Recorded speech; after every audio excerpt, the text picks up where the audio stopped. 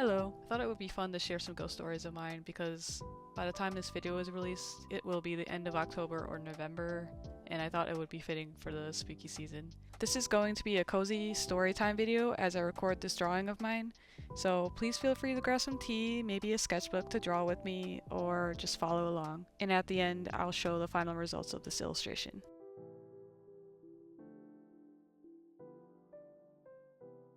So growing up, I used to visit my dad's place every weekend. He lived in a 300-year-old building for the majority of my childhood. When it was first built, I believed it was intended to be a mailing center, but since then it has been converted into apartments. Because of how old the building is, I do believe that the majority of my experiences there was definitely supernatural. I wouldn't say I am a firm believer of ghosts or demons, but I do believe that there are aspects of the human spirit that still linger in the real world. I view ghosts more like energy from past lives, why ghosts pass through walls, for example. The energy there retraces steps from its old life. If there once was a doorway, they will still continue down that path regardless if a new wall was built. Same with good and bad energies, it will still reside in old bricks of the house, stuff like that. Yeah, but now that I'm older, I don't necessarily have that much of a connection. When I go and visit him now, his place doesn't feel as haunted. Maybe I was just more, I believed it more when I was younger, or I tricked my brain into thinking that these supernatural experiences were more intense than they really were. I don't know, I question it a lot now, but it's fun to believe in it and to think about it, and for those that do believe in it, it's totally fine. It's okay to be skeptical, and it's also okay to truly believe in those things. Yeah, anyway. And sometimes I would think I was crazy for thinking or experiencing these things. Am I just mentally ill or something? A lot of these things only happened at that apartment. I never heard voices or thought I misplaced things in other places that I lived, so that's why I kind of assumed. A lot of other people in my family have also experienced these things, so I think it's true. One really cool thing about it was the spirits that I felt were there were very kind. They weren't malicious. They kind of just coexisted with the house. What I mean is, like, nothing crazy really happened that made me feel threatened. Like, for example, things would be moved around. I would feel my hair being touched. Sometimes I would hear conversations in another room. A very common one that a lot of people in my family have experienced were the sound of cats running around on the ceilings, little ghost kitties, and also the feeling of someone being in the room with me, especially when I'm alone. I would always kind of feel like if I turned around, someone would be standing right next to me. That was kind of spooky. And sometimes I would have conversations without realizing I'm not talking to anybody, or I would hear my name being called, and sometimes I would see something flash in the corner of my eye or move out of sight, just stuff like that. I remember one time I heard someone say, "Hey you," in my ear, and when I looked up, I saw a pair of eyes looking at me. They were just floating in the air just for a second, and then they were gone. But I don't think they were really mean. They were pretty nice. They were nice ghosts. However, there were some moments where I did kind of feel really scared. I don't think it was intentionally like malicious, but it definitely freaked me out. One example was, it was one night, I remember I woke up, it was probably around 2 a.m. and it was freezing. It was super, super cold, and this is during the summertime, so usually didn't get that cold, but I remember being really, really cold, and I had, again, that sensation that I felt like someone else was in the room. I would always just huddle really tightly into the blankets and try not to, like, come up for air, even if I couldn't breathe really well, and I would just wait for that sensation to go away. I would just try to go back to sleep. But for this particular night, suddenly I heard this really loud scream. It sounded like an older woman in the room, which kind of startled me at that moment, but again, I was so afraid that I didn't move. It felt like it lasted longer than a minute, but it probably wasn't. So I was very much awake at that moment. What really spooked me after that scream was that I built the courage to actually look out from under my blankets into the room, and it was all dark. And I'd say to my sister, "Are you awake? Did you just hear that?" And she said, "Yeah." Like, I just heard that, and I was like, oh my god, that must mean it actually happened if someone else also heard it and it wasn't just me. So yeah, I think her confirming that that scream actually happened made me believe that something did scream. I don't know if it was a ghost or someone outside. Yeah, it was just really scary at that time.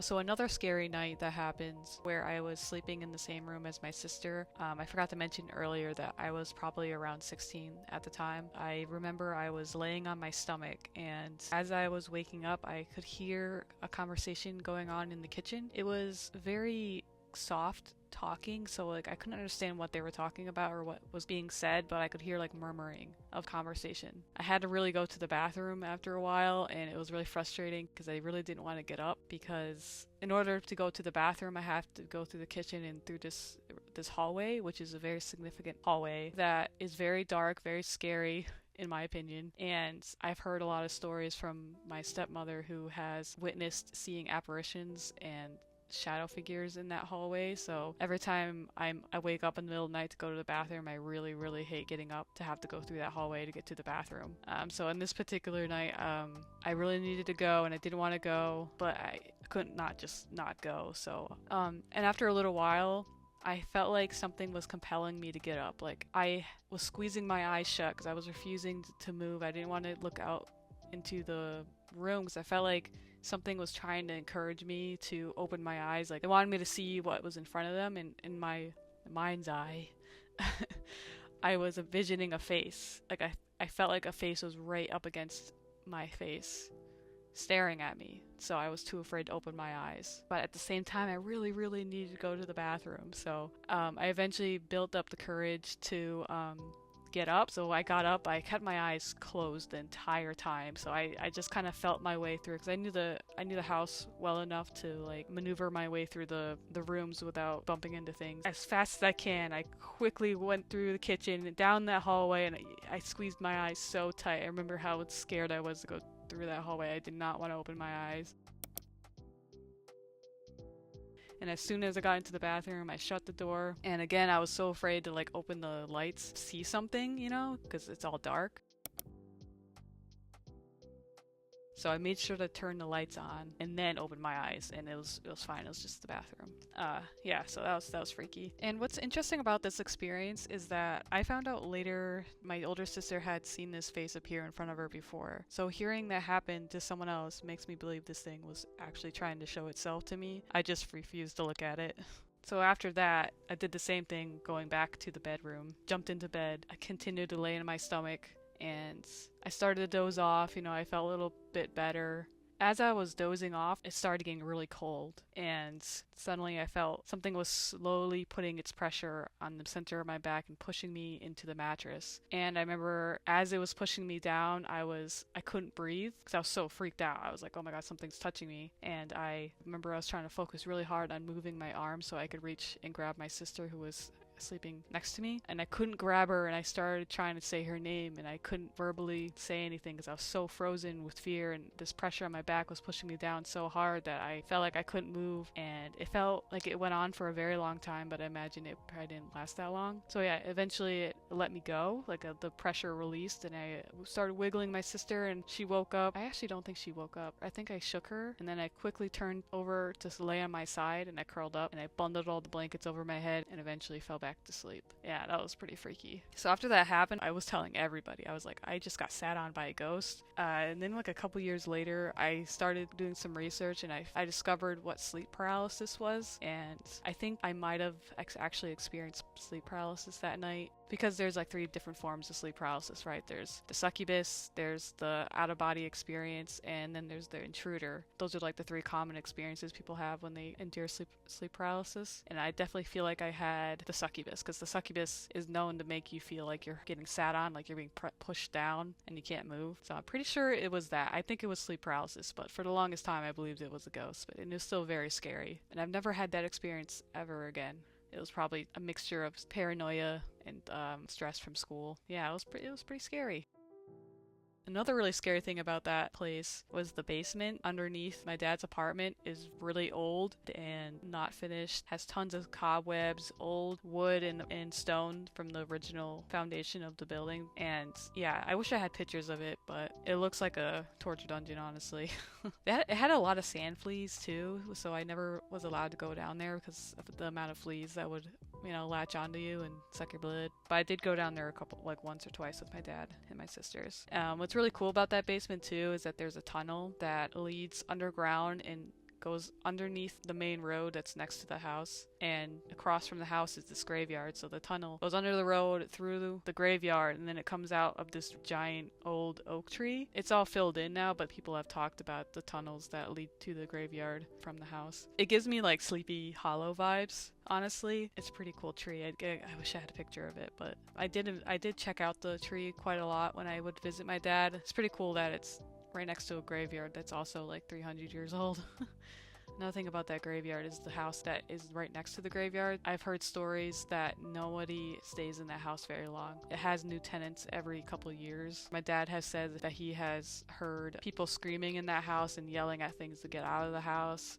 There's this very specific angel statue that is in front of the house that has always had a light shining on it, and one year a giant tree was cut down, and I believe that really upset the spirits because after that tree was cut down, there was a lot more spiritual activity going on in my dad's apartment and also the house that's across from the graveyard. The lights that used to shine on the angel like never worked anymore, which is kind of interesting. It's like a little subtle detail, but the fact that the light stopped shining on the angels after the tree was cut down was kind of cool. Yeah, and then there's also this old railroad trail that I used to walk on all the time and when I was a teenager.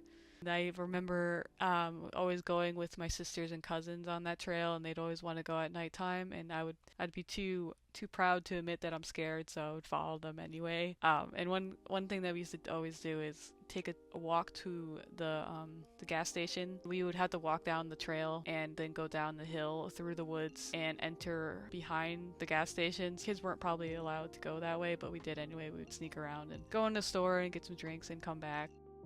Thinking about this reminds me of when I was really, really little and I started developing this phobia of the woods. I wonder what the name is. What's it called? What's the phobia of the woods? Phobia. Okay, I just looked it up and I am not going to try to pronounce that, so however you say this is the phobia I think I have. Anyway, yeah, so thinking about how I developed this fear, I think stems from old folklore stories that I used to be told when I was really little about creatures in the woods, werewolves and the Mothman and the Zubacabra, and there's this like specific story about a dog man. I remember hearing it being told and it really scared me. It's about a man that turns into a dog. He like hides in the woods and he'll jump out and steal little children and eat them and stuff. And I believed that for a very long time when I was very little. Like this is like when I was probably like 6 to 8 years old. I would truly believe that there was a dog man out in the woods that would come and get me. Not even a normal wolf man. Literally a man that's just super hairy and trying to eat my brains or something. I used to watch these shows when I was little that I probably shouldn't have watched, but one of them was called Lost Tapes, if you've ever heard of it. It's like a super cheesy, ridiculous show that used to be on Animal Planet that reenacted stories and documented these encounters with these supernatural beings. And at the time when I was little, I used to really believe in that stuff. Yeah, looking back on it, it looks really silly and goofy, but I think that's one of the reasons why I had a fear of the woods, because there would always be these like lost video recordings of these monsters in the woods attacking people. Yeah, I don't know. I don't know why I'm thinking about this stuff right now, but a lot of history going on in the house that I grew up with. I thought it'd be kind of cool to talk about it and revisit those memories. If you're curious about who I'm drawing right now, this is a drawing inspired by a little skeleton dude that I bought in a store. His name is Timothy. I had some fun crocheting a little wizard outfit for him to celebrate the season, so I decided to draw him, so yeah. This is a bit of an experimental illustration for me. I went in not really having a solid idea of how I wanted this to turn out, but I think it came out cool. It was fun to just experiment with different brushes and just splatter paint on the canvas and see how it turns out. So yeah, it's different. I usually don't go for something that's more graphic, and yeah, it's cool. I'm happy with it, so.